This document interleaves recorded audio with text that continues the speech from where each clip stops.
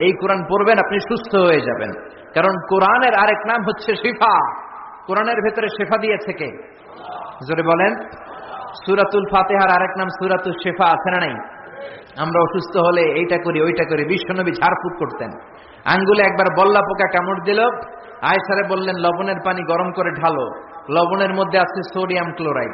আর বিশ্বনবী এই কোরআনুল কারীমের সর্বপ্রথম যে সূরাটা সূরাতুল ফাতিহা তেলাওয়াত করে ফু দিতে আরম্ভ করলেন। পড়েন, আলহামদুলিল্লাহি রাব্বিল আলামিন আর রহমানির রহিম। মায়েশার লবণের পানি ঢালা শেষ, বিশ্বনবীর সূরা ফাতিহা তেলাওয়াত শেষ, বিশ্বনবীর আঙ্গুলের ব্যথাও শেষ।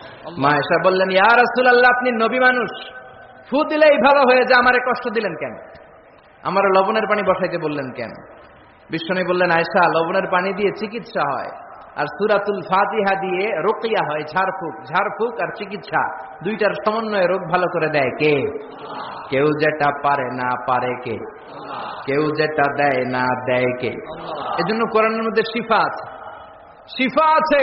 ফু দিলেই সুস্থ, কিন্তু ওই ঈমানটা আমাদের লাগবে, ওই ইখলাসটা আমাদের লাগবে, ওই সিনসিয়ারিটি লেভেল যদি আপনি নিজের মধ্যে নিয়ে আসতে পারেন, সূরাতুল ফাতিহা পড়ে ফু দিল দুরারোগ্য ব্যাধি থেকে আপনারা সুস্থ করে দিতে পারে কে? এজন্য আল্লাহ বললেন, ওয়ানুনাজ্জিলু মিনাল কুরআনি মা হুয়া শিফাউন ওয়া রাহমাতুল লিল মুমিনিন ওয়া লা ইয়াজিদুয যালিমিনা ইল্লা খাসারা। ও নবী, কোরআনকে আমি শিফা হিসেবে নাজিল করলাম, রহমত হিসেবে নাজিল করলাম। অসুস্থ ব্যক্তির গায়ে কোরআন পড়ে ফু দিলে তারে সুস্থ করে দেয় কে? ইবনু মাজাহ শরীফ একটা হাদিসের কিতাব, এই হাদিসের কিতাবে একটা বাবই আছে, বাবুল ইস্তিশফা বিল কুরআন, খায়রুদ দাওয়া আল কুরআন।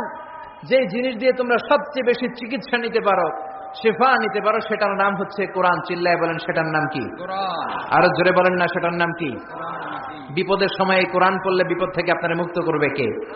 আপনাকে ডাকাত ধরেছে, আপনাকে ছিনতাইকারীরা ধরেছে, আপনি সূরাত ইয়াসিনের প্রথম 9 আয়াত তেলাওয়াত করেন, আপনারে বিপদ মুক্ত করে দিবে কে? আল্লাহ।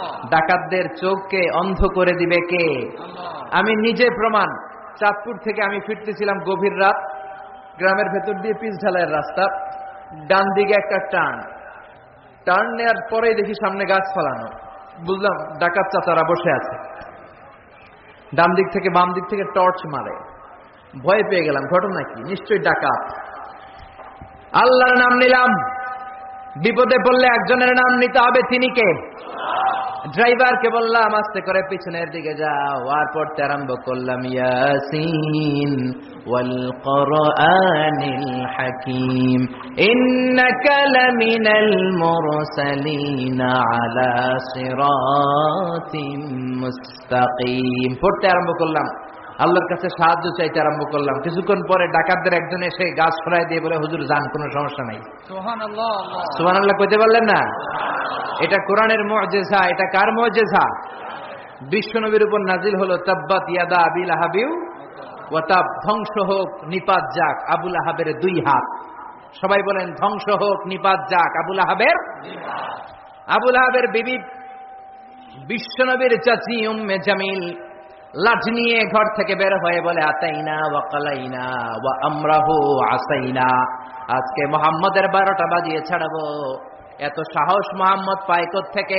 আমার স্বামীর বিরুদ্ধে কোরআনের আয়াত বানায়, মুহাম্মদরে যেইখানে পাবো মুহাম্মদরে সাইজ করব। বিশ্বনবী ওনার সাথী আবু বকরকে নিয়ে মক্কার কাবা ঘরের এক পাশে বসে রয়েছেন। উম্মে জামিল লাঠি নিয়ে তেড়ে এসেছে বিশ্বনবীকে মারার জন্য। সাইয়েদনা আবু বকর বললেন, নবী আপনি দৌড়ে পালান, আপনার চাচি আপনারে অপমান করবে, হাজার হাজার মানুষের সামনে লাঠি পেটা করবে।